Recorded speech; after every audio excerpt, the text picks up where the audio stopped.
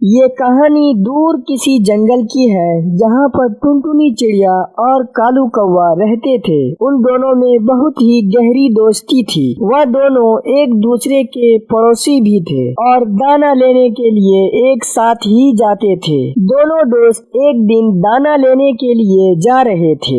दोस्त आज कहाँ जाना है दाना लेने के लिए? दोस्त आज हम पहाड़ों वाली जंगल में जाएंगे। सुना है कि वहाँ एक खेत में दाना है। दोस्त वहाँ कोई खतरा तो नहीं होगा? दोस्त हम पक्षियों में तो हमेशा खतरा ही खतरा रहता है। हम दाना जल्दी से ले लेंगे और वहाँ से लौट आएंगे। फिर वह दोनों दोस्त दूसरी ओर पहाड़ों वाले खेत में पहुँच जाते हैं। टुनटुनी चिड़िया दाना ढूंढ लेती है। कौवे दोस्त जल्दी करो, मुझे ये जगह ठीक नहीं लग रही है। दोस्त ढूंढ लो, थोड़ा और दाना ढूंढ लो। तभी एक चील वहाँ पर उड़ता हुआ आ जाता है और वह टुनटुनी चिड़िया को पकड़ लेता है। कौवा थोड़ी दूरी पर था, वह उड़कर पेड़ पर छुप जाता है। मुझे बचाओ मेरे दोस्त, मुझे बचाओ मेरे दोस्त। चलो जल्दी से भागो। ये सब दोस्त नाम के होते हैं, काम के नहीं। चलो चिड़िया, आज मुझे बहुत भूख लगी है। मैं अकेला इतना बड़ा चील का मुकाबला कैसे करूँगी? मुझे टुनटुनी को बचाने के लिए जल्दी से कुछ न कुछ करना होगा। यह बात जल्दी से जाकर वह अपने साथी कबूतरी को बताता है। तुम्हारी दोस्त को बचाने में मैं तुम्हारी मदद करूँगी। हमें जल्दी से गुफा में जाना होगा।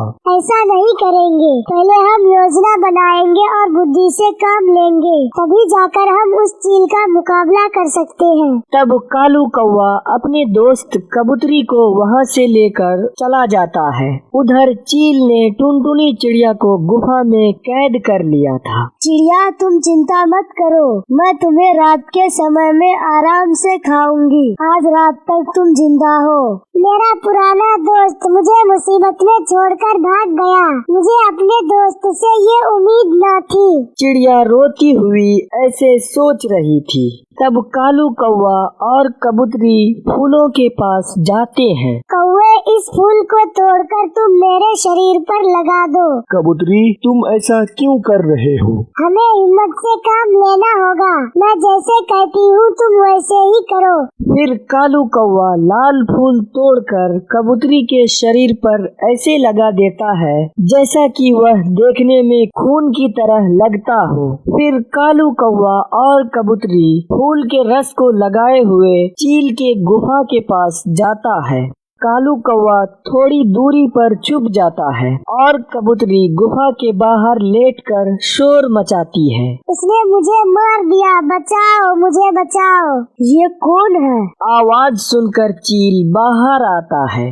वो जो मुझे मारकर गया है, मुझे उससे बचाओ। मैं तुम्हें अभी बचाता हूँ। इतना आसान शिकार आज मुझे फिर मिल गया, एक चिड़िया और एक कबूतर। ऐसा कहते हुए चील कबूतरी को उठाकर गुफा की तरफ ले जाने लगता है। बहुत ध्यान से कालू कौवा छुपकर यह सब देख रहा था। उधर चिड़िया रस्सियों से बाहर आने की कोशिश कर रही थी, मगर वह ऐसा नहीं कर पा रही थी। कबूतरी, तुम्हें तो बांधने की जरूरत भी नहीं है। थोड़ी ही देर में तुम तड़प तड़प कर खुद ही मर जाओगे। तब कबूतरी अपनी सांसें रोक लेती है और वह मरने का नाटक करने लगता है। लो, ये तो मर गया, इसे तो मारना भी नहीं पड़ा। भला उस मारने वाला का जो अपना शिकार मुझे गिफ्ट दे गया। मुझे छोड़ दो। चील, इस कबूतरी को खा लेने से तुम्हारा पेट भर जाएगा। मुझे जाने दो, मुझे बहुत दर्द होगा। जब आप मुझे मारेगी तो बहुत दर्द होगा। तुम्हें मारने से पहले तुम्हारी आंखें बांध दूंगा।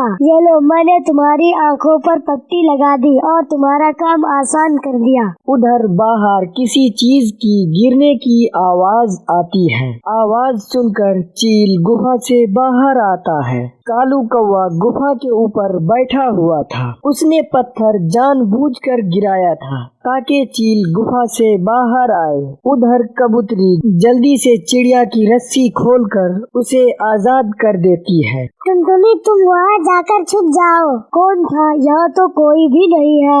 जैसे ही चील वापस होने लगता है तब कालू कौवा एक पत्थर चील के ऊपर गिराता है, जो पत्थर जाकर सीधा चील के सर में लगता है और चील गिर जाता है। दोस्तों, चील जख्मी होकर गिर गया है। फिर कबूतरी और टुनटुनी चिड़िया गुफा से बाहर आते हैं और वे सब पत्थर उठाकर चील को मारने लगते हैं और चील बुरी तरह से जख्मी होकर वहीं मर जाता है। फिर चिड़िया अपने दोस्तों की शुक्रिया अदा करता है। दोस्तों, इस कहानी से हमें यह सीख मिलता है, अगर हम अकल से काम लें तो हम कुछ भी कर सकते हैं, किसी भी मुश्किल को आसान कर सकते हैं।